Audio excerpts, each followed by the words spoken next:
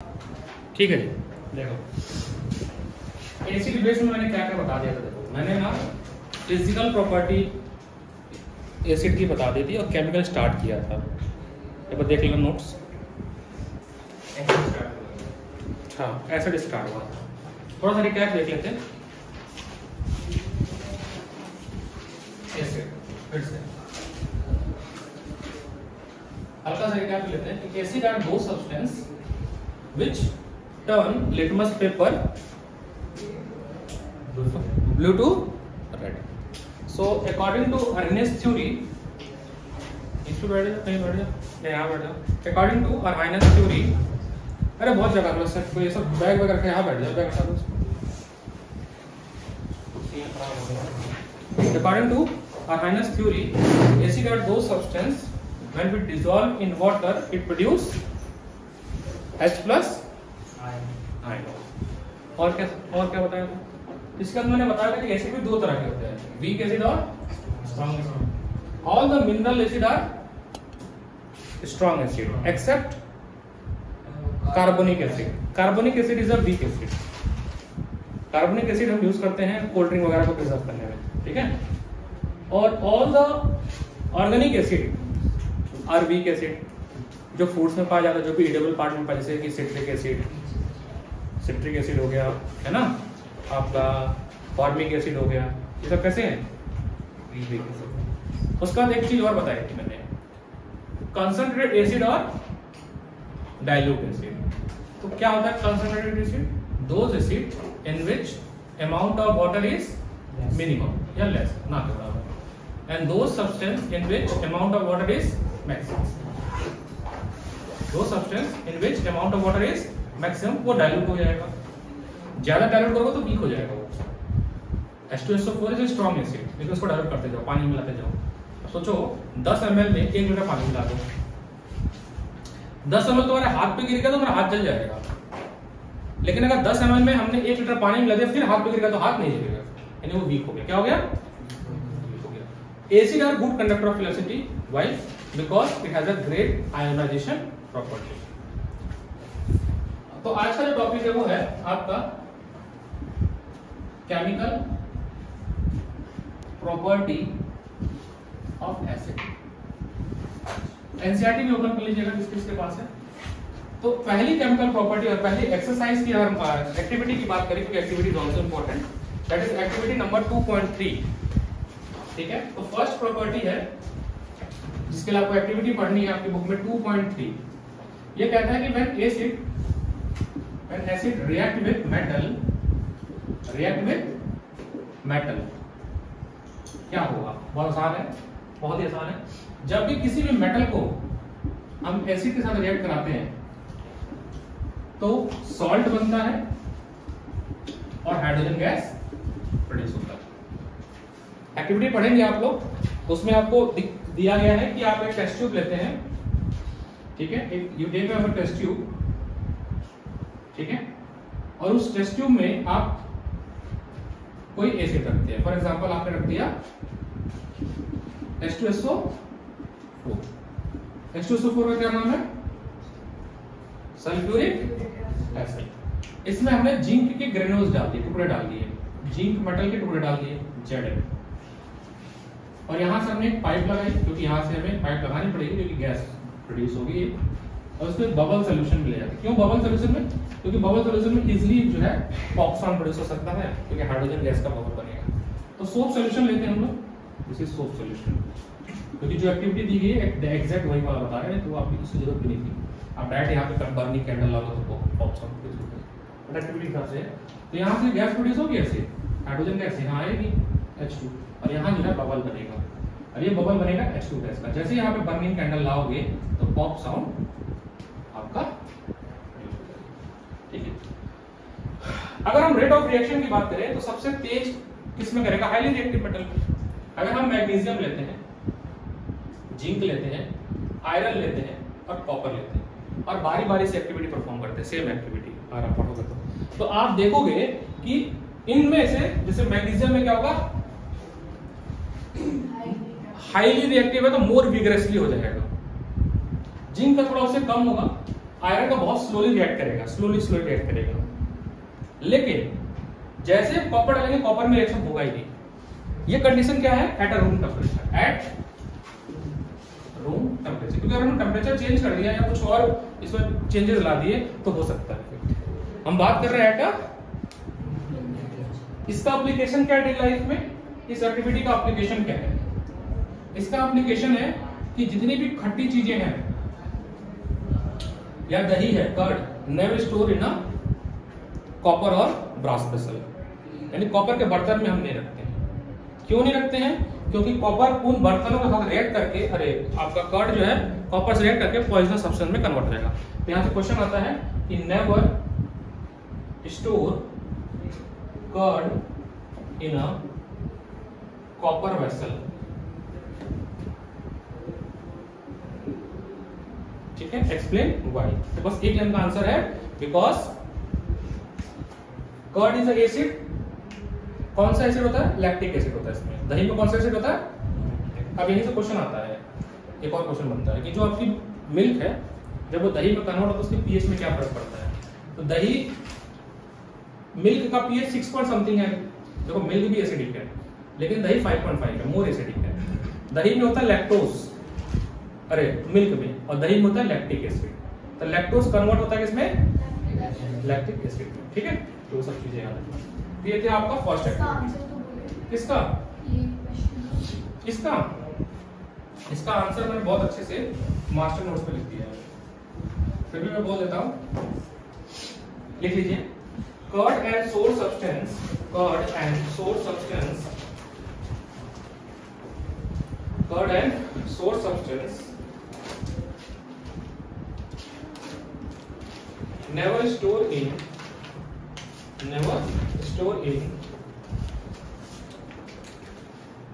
curd and source substance never store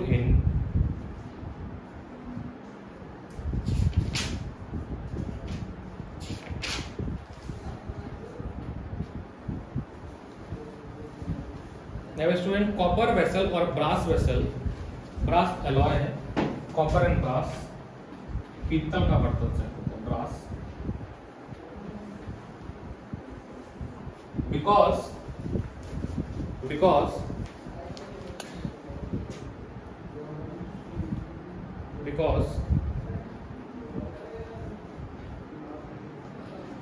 sour food stuff, because sour food stuff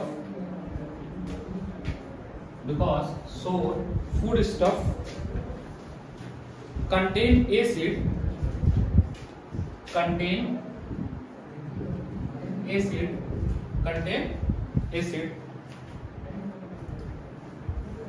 which can react with metal,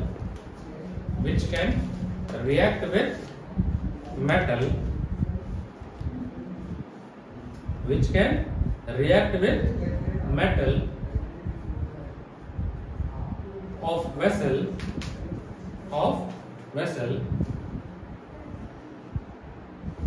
to form poisonous substance,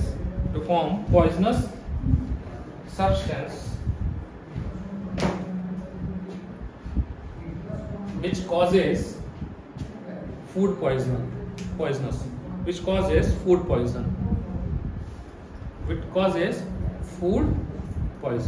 जिसकी वजह से food poison होने की संभावना बन जाती है।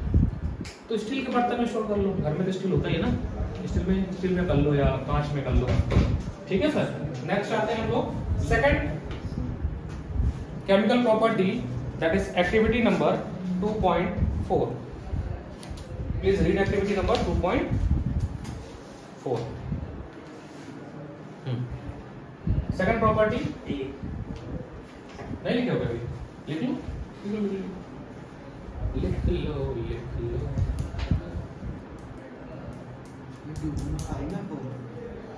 4 वाला दोनों पढ़ो, 4, 5 दोनों पढ़ो। वैसे शायद 5 है, 5 ही है। समझ आ रहा ना? आसान है, ऐसा कुछ नहीं है कि छूट गया तो नहीं समझ आएगा, समझ आएगा।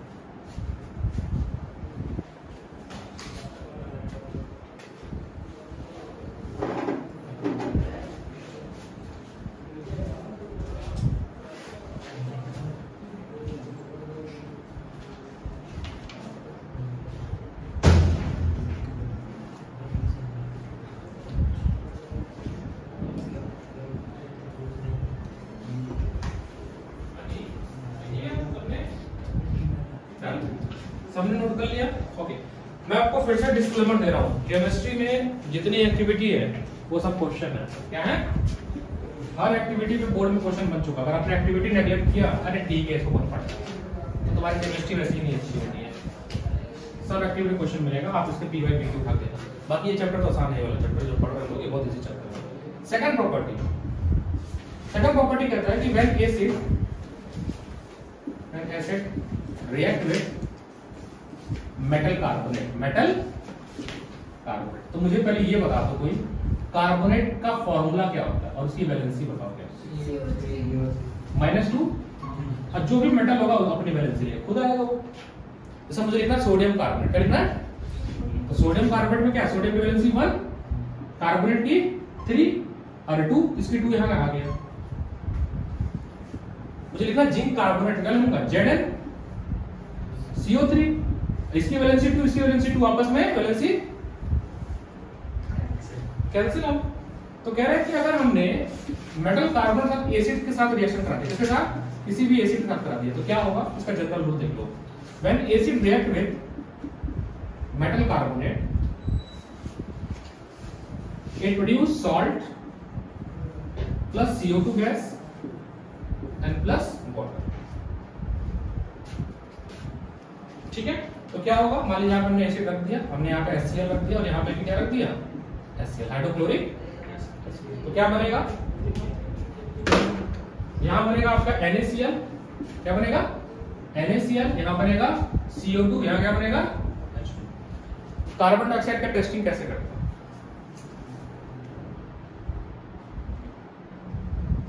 Potassium hydroxide.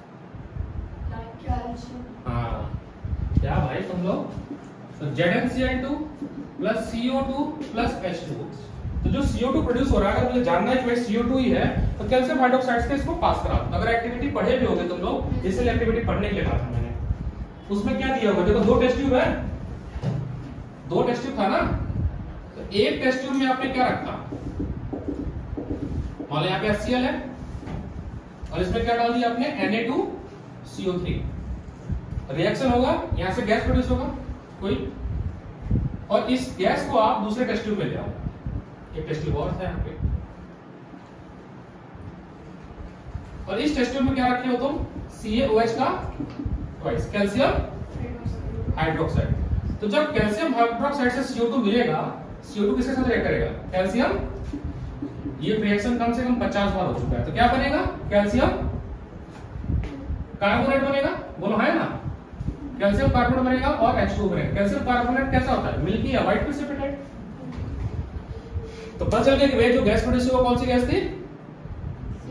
CO2। अब इसमें एक चीज और, इफ वी पास एक्सेस, यहीं से if we pass excess CO2 into CaOH का ट्वाइस, इसमें एक्सेस CO2 पास करते जाओ, पास करते जाओ, पास करते जाओ। एक टाइम के बाद क्या होगा? देखो, एक टाइम के बाद ये होगा कि ये जो रिएक्शन था ना, CaCO3 बना था ना यहाँ पे, उसके साथ CO2 कंबाइन हो जाएगा और एक नया कंपाउंड बनाएगा, calcium hydrogen carbonate, colourless white solution बनाएगा। तो नया सब्सटेंस क्या बनेगा? Calcium hydrogen carbonate plus H2O। और याद रखिएगा, कैल्शियम हाइड्रोजन कार्बोनेट का जो कलर होता है वो ट्रांसपेरेंट होता है, मतलब कलरलेस होता है। कैसा होता है? तो बोर्ड में क्वेश्चन ऐसे आया था कि what happen when carbon dioxide is passes excessively into lime water into. तो जिनको कम नॉलेज होगा वो क्या कहेंगे? हाँ ये वाला देखो, फोटो बना नीचे ब्लू वाला, इसमें देखो, हाँ यही वाला। देखो पहले मिल्की हुआ फिर ट्रांसपेरेंट हो गया, ये वाला फोटो यहाँ बना। देखो पहले ट्रांसपेरेंट था, व्हाइट प्रेसिपिटेट बना, फिर किसमें हो गया? फिर ट्रांसपेरेंट हो गया। तो ये याद रखना है, पक्का याद रहेगा। बहुत बढ़िया। तो ये आपकी एक्टिविटी थी 2.4, एक्टिविटी 2.4, एक्टिविटी प्लीज ध्यान दीजिए। तो रूल्स क्या याद रखना है? ये रूल याद रखना है, पहला ये रूल आपको पता होना चाहिए। दूसरा, अगर हम किसी एसिड का रिएक्शन मेटल हाइड्रोजन कार्बोनेट से करते हैं, क्या करते हैं? किससे करते हैं? इसी एसिड का रिएक्शन मेटल हाइड्रोजन कार्बोनेट से करते हैं। तो क्या बनेगा, ये बनेगा salt plus CO2 plus H2, same substance बनेगा। चेंज कर दो सर इसको, ये सोडियम कार्बोनेट था, अगर मुझे सोडियम हाइड्रोजन कार्बोनेट लिखना तो कैसे लिखेंगे, सोडियम हाइड्रोजन कार्बोनेट, ये लिखेंगे NaCO3, यहां लिख दिया HCl, यहाँ पे H2SO4 भी ले सकते थे, कोई भी ले सकते थे। तो क्या बनेगा, सॉल्ट बनेगा NaCl, यहां से Na निकलेगा, यहां से Cl निकलेगा। अगर तुम यहाँ पे लिए होते H2SO4 तो क्या बनता, यहाँ से SO4 निकलता, तो क्या बनता, NaSO4 बनता, सॉल्ट बन गया। बाकी दो चीज और बनेगा, कार्बन डाइऑक्साइड और पानी बनेगा। तो प्रोडक्ट सेम होगा, प्रोडक्ट क्या होगा, चाहे वो मेटल कार्बोनेट ले लो, चाहे मेटल हाइड्रोजन कार्बोनेट, दोनों में से कोई भी लो, इसी में ही उस लक्ष्मी सिंह में भी देखो लिखा होगा, इसी पेज पे लिखा होगा।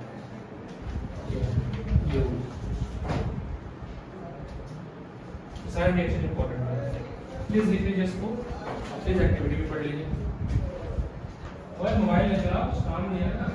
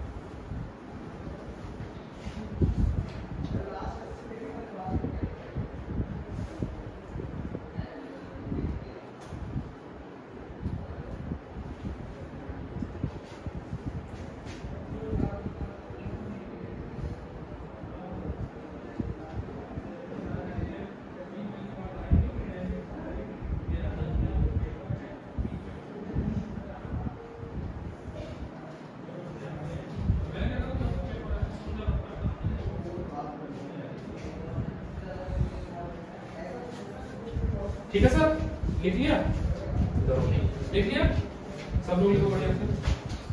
फिर से पूछता हूँ Pushkar, when metal carbonate react with acid क्या क्या बनेगा, what is product produce, salt, CO2, water, नियम याद होना चाहिए, कंपाउंड बना लो। when acid react with metal hydrogen carbonate क्या बनेगा, salt, CO2, H2, water, मिटा दे सर। नेक्स्ट होगा आपका न्यूट्रलाइजेशन रिएक्शन।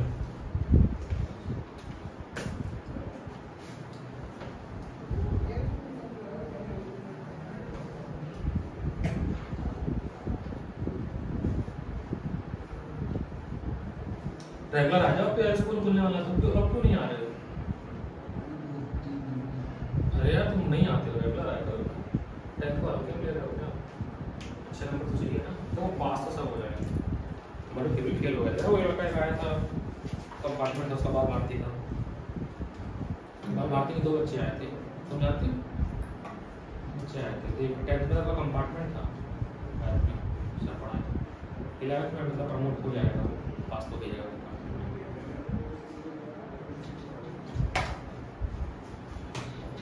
भाई उसका 9th में 2 भाई आए, एक 2 भाई पहले आए, 2 गायब भी हो गए सब, हालांकि वो तो कंपार्टमेंट भी नहीं पास कर पाए, 9th ही नहीं पास कर पाए वो। स्टूडेंट आता है। हाँ जी, ध्यान दीजिए। नेक्स्ट है when metal react with base, opposite लोग एक दूसरे में रिएक्ट करके क्या हो जाएगा? न्यूट्रल। सिर्फ घर में ज्यादा बोलने वाला है, कम बोलने वाला है, बराबर होना चाहिए ना। So neutralization reaction.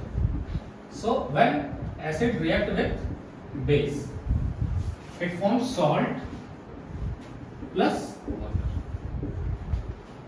ठीक है, अब समझिए, जैसे HCl लिया, ये स्ट्रॉन्ग एसिड है, NaOH जो है वो स्ट्रॉन्ग बेस है। क्या है? स्ट्रॉन्ग बेस है। सॉल्ट बनेगा NaCl, कॉमन सॉल्ट जो आपके घर में यूज होता है, नमक, और क्या बनेगा? H2 बनेगा। अब देखिए, जब दोनों लोग स्ट्रॉन्ग थे, ये भी स्ट्रॉन्ग था, ये भी स्ट्रॉन्ग था, तो न्यूट्रल सॉल्ट बना। क्या बना? Neutral salt. लेकिन अगर एक लोग स्ट्रॉन्ग हो जाए, स्ट्रॉन्ग एसिड हो और वीक बेस हो, क्या हो? तो जो सॉल्ट बनेगा वो एसिडिक सॉल्ट बनेगा, एसिडिक सॉल्ट प्लस वाटर।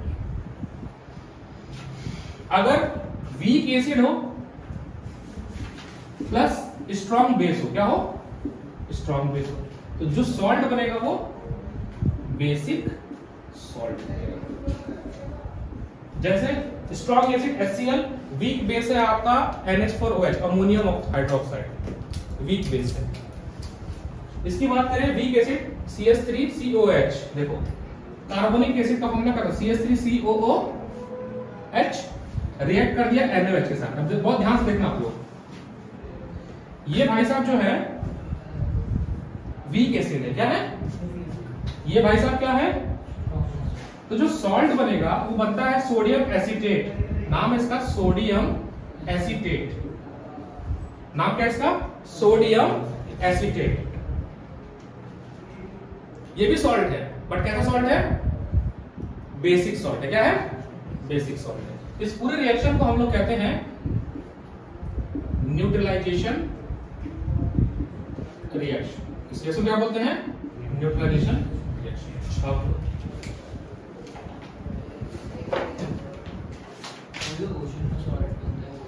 वो इवापोरेट NaCl ही होता है, वो भी इवापोरेशन से होता है NaCl क्वेश्चन। ये लेबोरेटरी वाला है ना, ये लेबोरेटरी वाला है।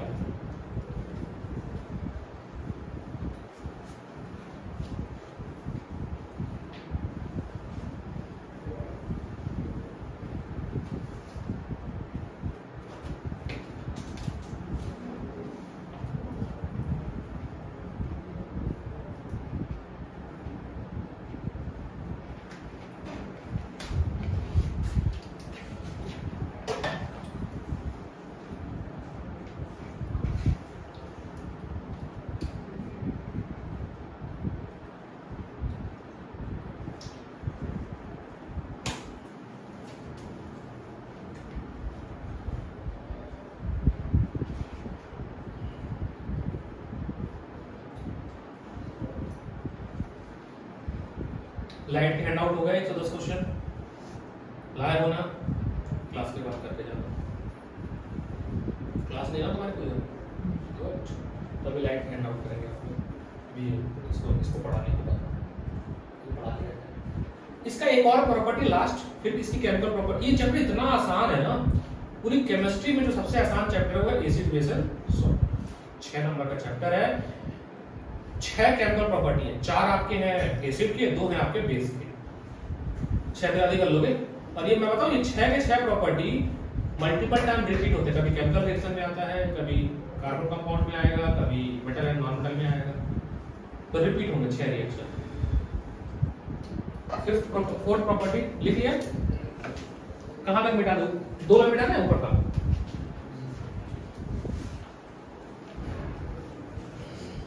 Next is fourth, when acid react with metal oxide. देखिए दुनिया में जितने भी मेटल के ऑक्साइड है, बहुत ही गहरी बात बोलने जा रहा हूं, सुनो ध्यान से। दुनिया में जितने भी मेटल हैं उनके जो ऑक्साइड होते हैं ना, बेसिक होते हैं। देखो बात बहुत छोटी सी थी, कितना कंसंट्रेशन सुना तुम लोगों ने, है ना, ये वाली बात होती, एम्फसाइज किया तुम लोगों ने। लेकिन दो लोग हैं जो बड़े परेशान रहते हैं, जो होते हैं गिरगिट, एक एल्युमिनियम और एक zinc. All metal oxide are basic in nature, but exception में दो लोग हैं। इस एक्सेप्शन को हम लोग फिर से पढ़ेंगे मेटल एंड नॉन मेटल में। एक्सेप्ट एल्युमिनियम एंड जिंक, मतलब ये दोनों लोग को हम लोग बोलते हैं एम्फोटेरिक ऑक्साइड। एम्फोटेरिक ऑक्साइड मतलब ये दर बदलू इंसान है, ये एसिड भी होते हैं और ये बेसिक भी होते हैं। एम्फोटेरिक ऑक्साइड मतलब those oxide which behave both acid as well as base. तो केवल दो ही लोग हैं, एल्युमिनियम और जिंक। इसके अलावा जितना है, जैसे कि आयरन का ऑक्साइड, मैग्नीशियम का ऑक्साइड, कैल्शियम का ऑक्साइड, जिंक का जिंक, चलो ऐसे जिंक पर बेसिक ऐसा नहीं कि बेसिक नहीं होते, बेसिक होते हैं लेकिन ये एसिडिक भी हो जाते हैं, इसलिए इनको एम्फोटेरिक ऑक्साइड बोलते हैं।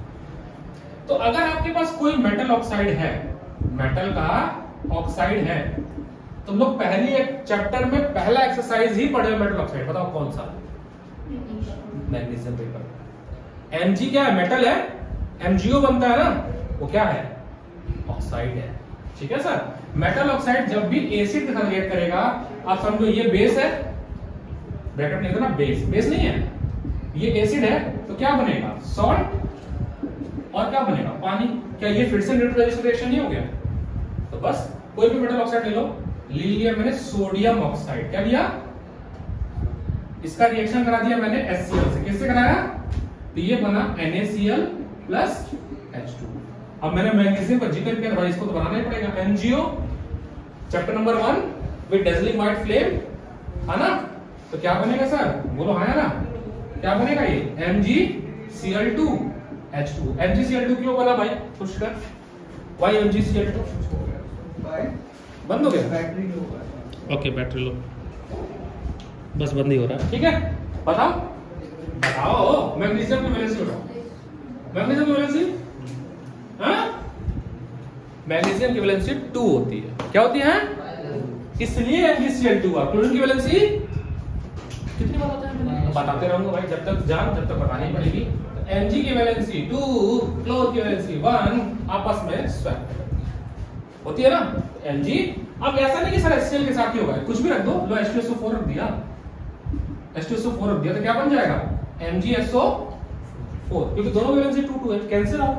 अब क्या बन गया? H2O।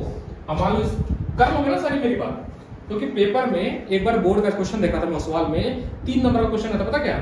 Complete the reaction. अगर आपके पास लेटेस्ट सवाल है, होगी तुम्हारे पास, तो उसमें 3 मार्कर सेक्शन में जाओगे ना, उसमें क्वेश्चन आया है कि कंप्लीट द केमिकल रिएक्शन। ऐसी मतलब इधर वाला दिया था, रिएक्टेंट साइड प्रोडक्ट बनाना था, हो जाएगा। This is all about chemical property of acid and light की।